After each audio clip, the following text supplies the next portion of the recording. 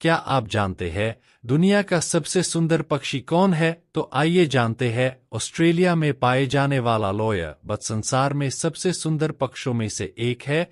ये पक्षी नकल करने में बड़ा कुशल है।